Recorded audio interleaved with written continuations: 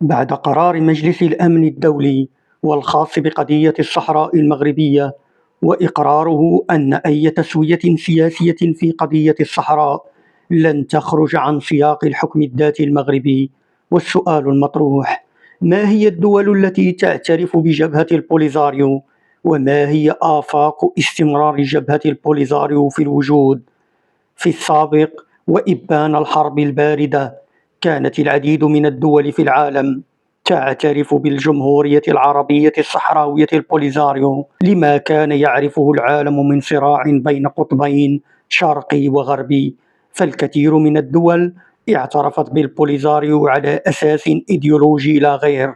فما هي الدول التي تعترف بالبوليزاريو على مستوى القارة الإفريقية؟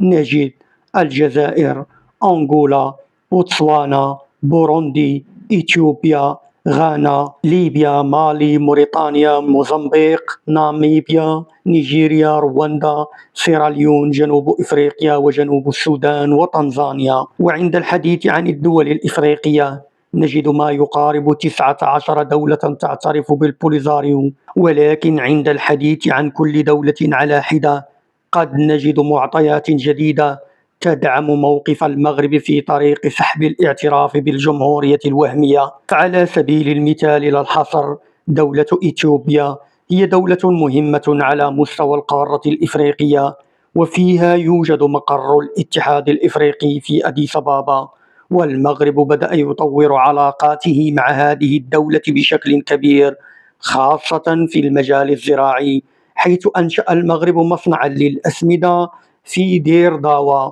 أما الجانب العسكري فقد تم توقيع اتفاقيات لتعزيز التعاون العسكري، بما في ذلك التدريب وتبادل الخبرات وتشكيل لجنة عسكرية مشتركة مغربية إثيوبية. أما دولة مالي فقد فتح لها المغرب المجال من أجل تصدير منتجاتها عبر المحيط الأطلسي، في الوقت الذي فرضت عليها الدول الفرنكفونية حصارا بعد الانقلاب العسكري. فالعلاقات في تحسن مستمر بين المغرب ومالي.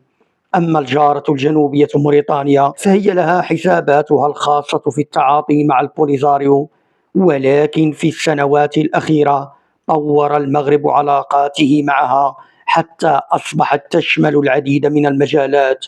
فالمغرب هو الشريك التجاري الأكبر لموريتانيا، حيث يستحوذ على أكثر من 50% من واردات موريتانيا من إفريقيا، وأكثر من 73% من الواردات الموريتانية من دول المغرب العربي. أما الاستثمارات فالمغرب هو أكبر مستثمر إفريقي في موريتانيا، مع سيطرة الشركات المغربية على جزء كبير من الاستثمارات.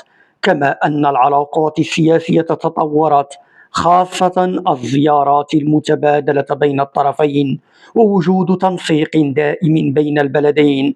كما أن افتتاح معبر جديد في الصحراء المغربية بين البلدين قد يعزز التعاون بين الطرفين أكثر، ويجعل من العلاقات بينهما أكثر صلابة وقوة. أما ليبيا فمن المتوقع أن يتغير موقفها من قضية البوليزاريو، لأن الظروف الداخلية تغيرت، خاصة بعد رحيل نظام معمر القذافي الذي كان من أكبر الداعمين للجبهة، وصعود حكام جدد في ليبيا لا يتبنون نفس الموقف من المغرب. كما أن الدبلوماسية المغربية نجحت في أكثر من مرة في جمع الأطراف الليبية في المغرب في الصخيرات لإصلاح ذات البين بين الفرقاء المتصارعين في ليبيا. أما الجزائر وجنوب إفريقيا فهم أكثر الدول عداوة للمغرب فيما يخص وحدته الترابية، وأكثر دعما لجبهة الانفصال. فالجزائر هي الوكيل الأصيل في الصراع في الصحراء، حتى أنها أرسلت جيشها لمحاربة المغرب في معركة أمغالا في الصحراء، هذا بالإضافة للدعم المادي والمعنوي والدبلوماسي. بل أكثر من ذلك، احتضان البوليزاريو على أرض الجزائر وتقديم السلاح والعتاد لمحاربة المغرب. إذا معسكر العداء للمغرب في القارة السمراء يتجه نحو الانخفاض بالمقابل معسكر الدعم آخذ في التوسع، خاصة أن السياسة المغربية مبنية على شراكة المنفعة المتبادلة رابح رابح. هذه السياسة أفرزت واقعا جديدا في علاقات المغرب الخارجية، وهو انتصارات وتوافقات إيجابية مع العديد من الدول الإفريقية وحتى العالمية. فربما نسمع في الاجتماع المقبل للاتحاد الإفريقي عن توجه لطرد البوليساريو من هذا الكيان القاري، خاصة أن كفة المغرب أصبحت راجحة في القارة السمراء مع تزايد الدول الداعمة لوحدته الترابية. أما الدول التي ما زالت تعترف بالبوليساريو في أمريكا اللاتينية فهي بوليفيا، كولومبيا، كوبا، هندوراس، مكسيك، نيكاراغوا، باراغواي، البيرو، فنزويلا. هذه الدول بدأ المغرب في الانفتاح عليها بشراكات دبلوماسية واقتصادية، ومن المتوقع أن تساعد الدول الغربية المغرب في اختراق هذه الجهة من العالم من أجل تغيير مواقف بعض هذه الدول من قضية الوحدة الترابية للمغرب. أما القارة الآسيوية فما زالت كل من كولومبيا وإيران وكوريا الشمالية والفيتنام واليمن تعترف بالبوليساريو.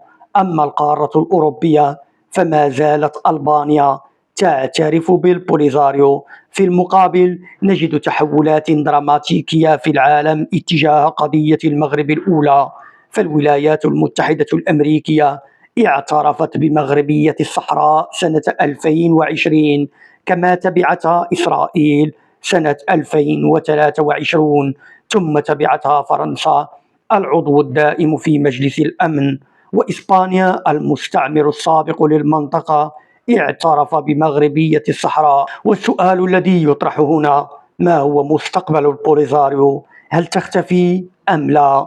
هناك عدة سيناريوهات لهذا السؤال. الأول هو أن البوليساريو رفضت قرار مجلس الأمن الدولي، وهذا الأمر قد يدفع الإدارة الأمريكية إلى تصنيفها كجماعة إرهابية انفصالية، وما يترتب عن هذا المعطى من آثار قانونية وسياسية، حيث سيتم فرض حصار وعقوبات على الدولة الحاضنة لهذه الجبهة وهي الجزائر، مما قد يزيد من عزلتها ويؤدي في النهاية إلى اختفائها من الوجود.